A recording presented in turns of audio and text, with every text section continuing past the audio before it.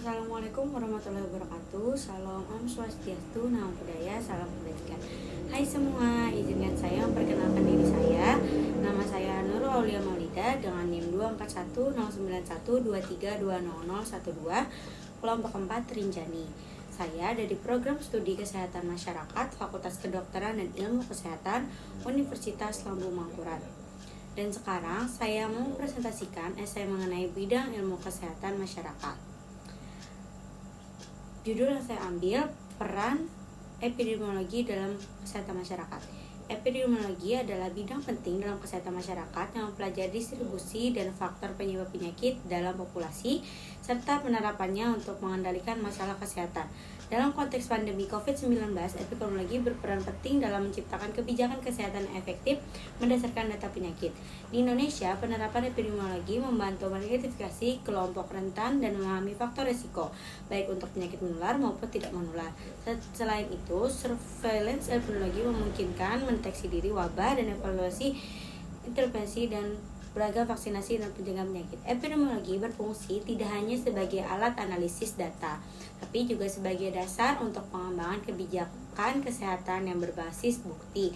Dengan pendekatan ini, pembuatan kebijakan dapat merancang program yang relevan, misalnya melalui surveillance kesehatan yang mengamati efek jangka panjang, dan intervensi ini juga memberikan panduan bagi pendidikan kesehatan, mengarahkan strategi untuk mencegah penyakit tidak menular seperti merokok dan obesitas melalui modifikasi perilaku berbasis data. Dengan demikian, epidemiologi memainkan peran penting dalam menciptakan strategi kesehatan masyarakat yang lebih berkelanjutan dan efektif. Epidemiologi dapat memainkan peran penting dalam identifikasi kelompok beresiko tinggi melalui analisis data terkait faktor-faktor yang mempengaruhi kesehatan masyarakat seperti status ekonomi, pendidikan, dan akses layanan kesehatan. Berdasarkan temuan tersebut, intervensi yang ditargetkan dapat dirancang untuk mencegah penyakit sebelum terjadi. Dalam konteks kesehatan mental, epidemiologi mengidentifikasi dampak negatif dari ketidakpastian ekonomi dan pembatasan sosial yang meningkatkan risiko gangguan mental. Penggunaan data epidemiologi membantu menciptakan program dukungan psikologis berbasis komunitas yang lebih efektif, mengurangi stigma, serta meningkatkan akses terhadap layanan kesehatan mental. Dalam hal penyakit yang disebabkan oleh perubahan iklim, epidemiologi membantu memahami bagaimana faktor lingkungan seperti polusi udara dan peningkatan suhu global mempengaruhi kesehatan masyarakat, terutama kelompok rentan seperti anak-anak dan lansia.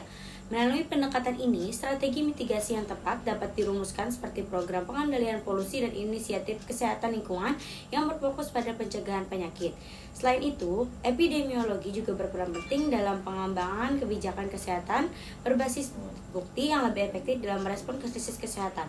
Penelitian menunjukkan bahwa penggunaan epidemiologi dapat membantu pemerintah dalam perencanaan dan evaluasi kebijakan kesehatan, memungkinkan proses respon yang lebih tepat terhadap wabah penyakit menular seperti COVID. Surveillance kesehatan yang berbasis epidemiologi memungkinkan deteksi dini penyakit dan pengambilan keputusan yang cepat, misalnya melalui pelacakan kontak real time menggunakan teknologi digital.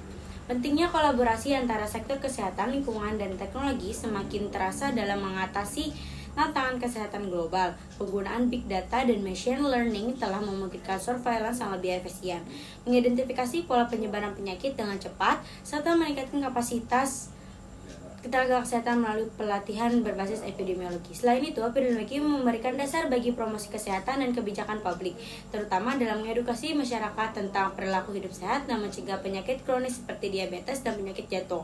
Melalui pendekatan epidemiologis yang terintegrasi dengan kebijakan kesehatan, pemerintah dapat lebih efektif merespon tantangan kesehatan masyarakat yang lebih sehat dan berdaya. Epidemiologi mempelajari faktor-faktor resiko yang mempengaruhi kesehatan masyarakat seperti kondisi lingkungan, perilaku, dan genetika, serta bagaimana penyakit menyebar.